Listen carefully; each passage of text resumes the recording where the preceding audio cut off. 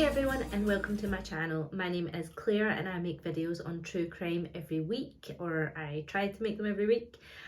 So if that is your thing, then I'd love to have you here. Before I get started in today's video, I just wanted to put a trigger warning in here. This video contains descriptions of sexual assault, so if that is something that you struggle with, then please protect yourself and just switch off here. I'll see you another time. This video is actually something really different than what I would usually talk about, because usually women would like to keep this kind of thing private and, to protect themselves, which is completely understandable. But in today's story, Giselle Pellico has gone the complete other way. She's waived her rights to anonymity. Giselle has done this to try and show other women that are victims that the shame is not on them, the shame is on the people that commit the crimes. And, she is an extremely, extremely brave lady, and that will become so clear as I go through the events of this case today. But just now, I will go right back to the start. Giselle Pellico was born on the 7th of November in 1952. She met her husband, Dominique, when she was 19 years old, and they ended up getting married 2 years later when she was only 21 years old. This is pretty young for today's standards, but in 1970, that was kind of the done thing. You met a guy, you married him. But yeah, so that was pretty normal. Giselle and Dominique had 3 children together. They had David and Caroline, and they had them, those two, in the early stages of their marriage. And then they had another son, Florian, and they had him in 1986. They lived in Paris together and they brought their children up in Paris. Giselle was a logistics manager. She worked in an energy company, and Dominique was an electrician. He was an estate agent. He did various things. He also started up various companies throughout their marriage, but nothing kind of took, and they all kind of petered out and failed. Giselle had an affair during their marriage in the 80s. It was a 3-year affair with a co-worker. The couple got through this, but they did have lots and lots of ups and downs throughout their marriage.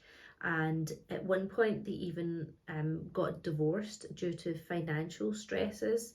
But at that point, they continued living together, and they ended up getting remarried in 2007. So they had ups and downs like any long-term marriage would, but they managed to work through them and stick together at the end of it. They both felt like they were each other's soulmates, that they were just meant to be together, so they fought for it. When they retired in 2013, they decided to move away from the hustle bustle of Paris, and they moved right to the south of France, southeast of France, and to a place called Mazan. This is a beautiful part of France. It is a sleepy kind of village life with rolling hills of vineyards and, a nice slow pace of life for them to enjoy this stage of their lives together. They hosted their children and their children's growing families, and they actually now have 7 grandchildren. So they were, enjoying their lives with them. But while all this was happening, while they were trying to enjoy retired life, Giselle's health was deteriorating. This was such a concern for the full family because they couldn't get to the bottom of what was wrong with her. She was experiencing extreme fatigue, she was experiencing memory loss, blackouts, and one of the most recent things was clumps of her hair were falling out. Giselle went to see so many specialists throughout the years to try and figure out what was going on. She thought she might have had Alzheimer's, she thought she might have had brain cancer. She honestly thought she was dying. That's how serious this was. And by her side, driving her to all these appointments, taking care of her, was her husband, Dominique. He was her loving husband of almost 50 years. Giselle actually used to brag to her friends that he was such a good husband. He used to do all the cooking, you know, cook her beautiful dinners. And then when she was relaxing in bed or watching television, he would bring her bowls of ice cream, raspberry ice cream, which was her favourite. He would bring her bowls of it just to treat her. You know, it was a great husband, great father, great grandfather as well. Now, if you haven't guessed it, that's all about to change, and Giselle's life got completely turned upside down in a police station in the southeast of France. She was originally at this police station because Dominique had been accused of upskirting a woman at the local supermarket. When the woman had bent down to a lower shelf, Dominique had put his phone under her skirt while it was filming. So Dominique told Giselle about this, and she decided that if he apologised to the victims, if he got counselling, if he was truly remorseful about this, then they would work through it together and they would, it would be fine. So they went down to the station that day to try and sort out this problem. And Dominique got taken away into an interview room. So Giselle was sitting waiting, and then the police came out and they asked her to come into an interview room. When Dominique was accused of upskirting those women in the supermarket, the police took his phone in for evidence. And when they looked through the phone, they found a whole load of images and videos that they were not expecting. They then seized more of his electronics, his computer, his hard drives, things like that.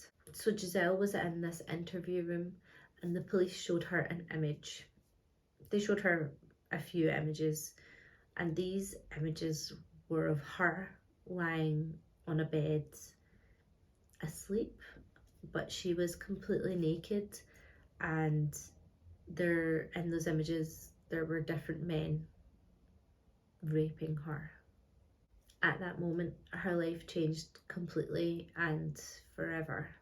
The police were able to forensically examine Dominique's phone, his computer, his hard drives, and what they found was beyond disturbing. Dominique had files on his computer named Abuse. There was another one named Her Rapist and another one named Nights Alone.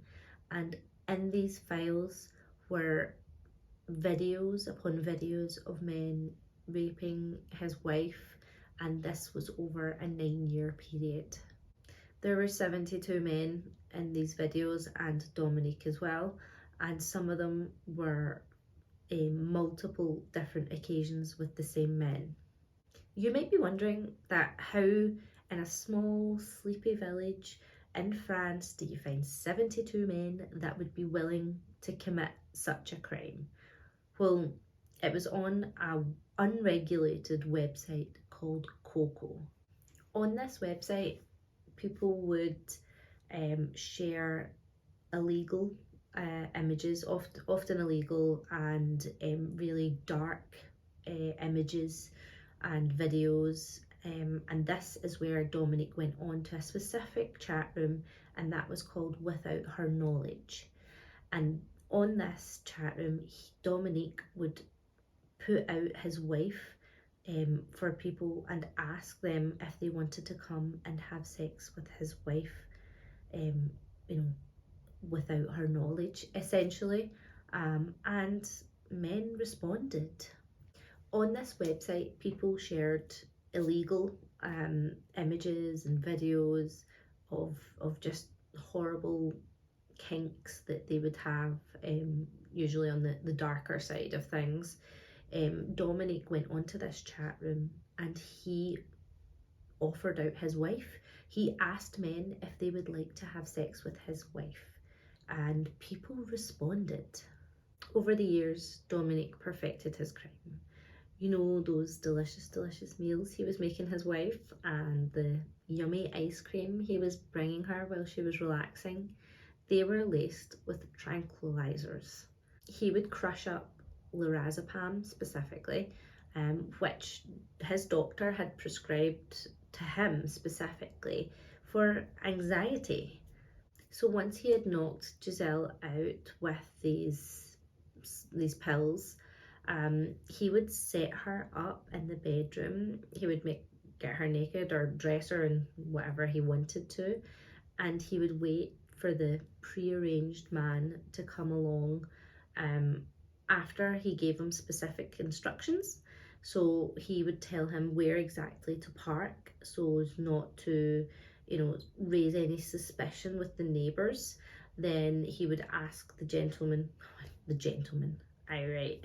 He would ask these assholes to wash their hands with hot water so that their hands weren't really cold, so that they didn't disturb Giselle, like they didn't wake her up with any sudden changes in temperature. He would say no smoking and no aftershaves so that, they didn't leave any smell upon her. And then had his camera set up and filmed the whole thing. Dominique's reason for filming these encounters was as insurance purposes in case he ever got blackmailed. And these encounters that happened, they happened often.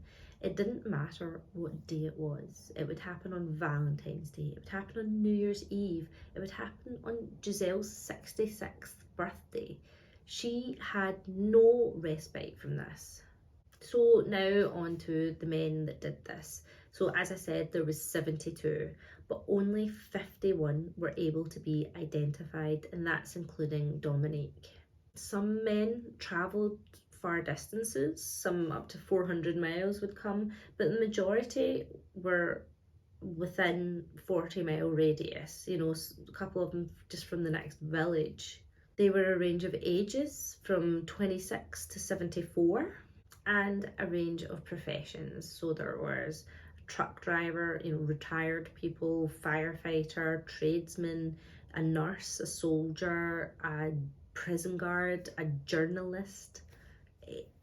There was no rhyme or reason to who these men were. Many of these men had families. One man in particular had a partner at home who was 9 months pregnant, and on the 10 days after the night that he raped Giselle, his partner gave birth to their child. Another man, Jean-Pierre Marchel, he learned Dominique's process. He learned how to drug his own wife, and he raped his own wife with Dominique.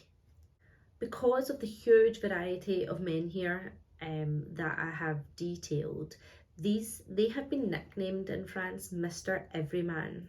These men were fathers, brothers, sons, friends, neighbours, just everybody in society, just a snapshot of society. It is scary, the thought that it could be anybody.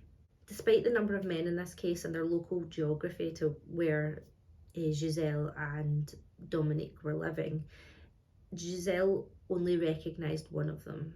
She had seen this man at her local bakery, and she even thinks that he was in the house once with Dominique looking at bikes or something. They'd clearly made some sort of story up.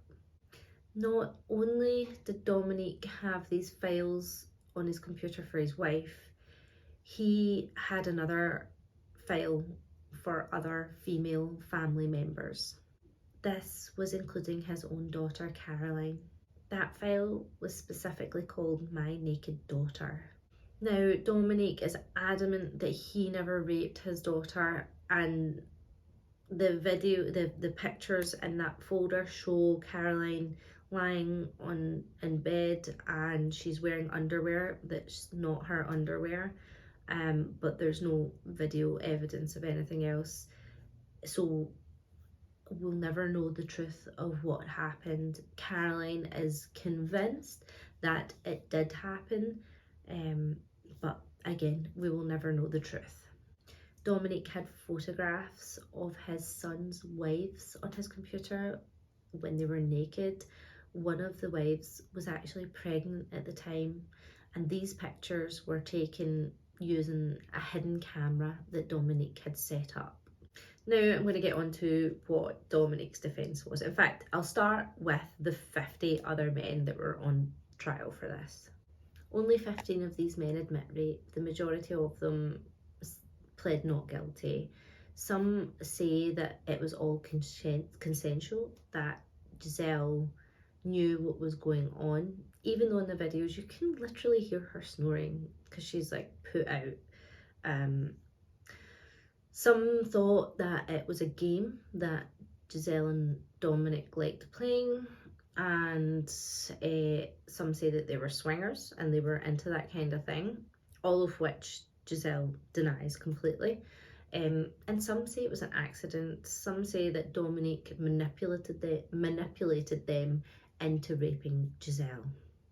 One of these assholes even said that, get this, that because Dominique had given him permission, that was okay then.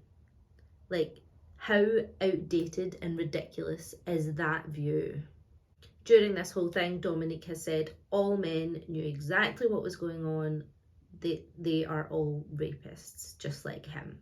I mean, they met in a chat room called Without Her Knowledge. I mean, of course they knew what they were doing. Dominique's defence was, well, like in his own words, he said he wasn't born a pervert, he became one. He stated that he was abused at the age of 9. He watched his father abuse his mother for years and years. And at the age of 14, he witnessed a gang rape. And all these things split him, he says. He said he was split into good guy and pervert. And that was his only reasoning, that was his only defence, that because these things happened when he was younger, it turned him into this monster. Dominique has repeatedly begged for forgiveness by Giselle and his family. He actually wrote to her asking her to judge him by the best times of their lives, and he said that he knows that they'll meet again one day and he hopes that they can talk about all of this. Giselle has categorically said that she cannot forgive him for all that he's done. She said that he sacrificed her at the altar of vice. Like, how poetic is that? And she likens what's happened to her to torture. Like, she was treated like a rag doll or like a piece of garbage. Now on to the verdict. So the men that were accused of raping Giselle, most of them were found guilty of rape. A couple were found guilty of attempted rape, and then a couple of them sexual assault. All of them were found guilty of something. Because there's so many in this, there's so many people in this crime, I'm going to leave all the names and all the crimes that they were convicted of down below, because I think it's important to have that information clearly stated where anyone can look at it and that it will last forever, because you never want to forget what these horrific men had done. Currently, 17 of these men have appealed that sentence, that conviction, and that is ongoing. Giselle's husband, Dominique, or ex-husband now, he was sentenced to 20 years in prison. Now that is the maximum he could have been sentenced to in France for these crimes. He's currently 72 years old, so hopefully he dies in prison. That's exactly where he belongs.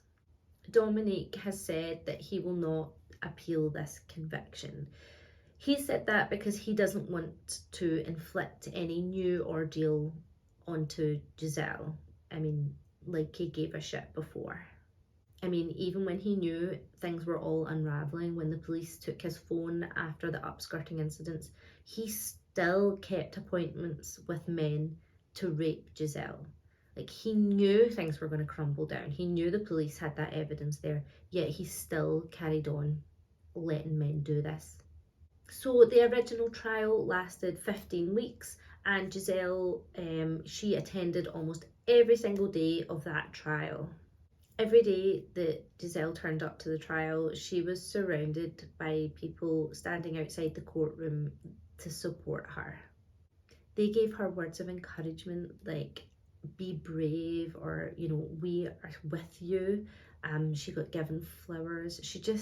People just surrounded her with love at that such difficult point in her life.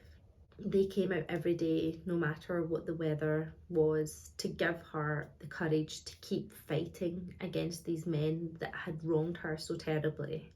This crime, or these crimes, affected France so deeply, especially French women. It pulled them together, and Giselle has been made, she's become a figurehead for the feminist movement. Giselle has shown so much courage and determination throughout this. She wants to make the shame sway sides, as she puts it. She wants to take it away from the victim and move it over to the rapist. This is something that Giselle and her daughter Caroline want to change. They're fighting against chemical submission, and that's what it's called, what Dominique was doing to Giselle throughout this when he was drugging her and raping her. That's called chemical submission. They are leading the charge on this, and this fight is going to be a long one, and hopefully it will change things, change perspectives, and eliminate prejudice in France. Thank you so much for watching this video. It was a really hard one this week again. I feel like they're all really hard videos recently, but I think it was an important one to highlight because Giselle had waived her right to anonymity. She wants to put a focus on this, and she wants people to change their perspectives on it. So yeah, I thought it was an important one, an important video to do. So if you found it interesting, please subscribe, and hopefully I will see you next week with another true crime video. Thanks, bye, love ya.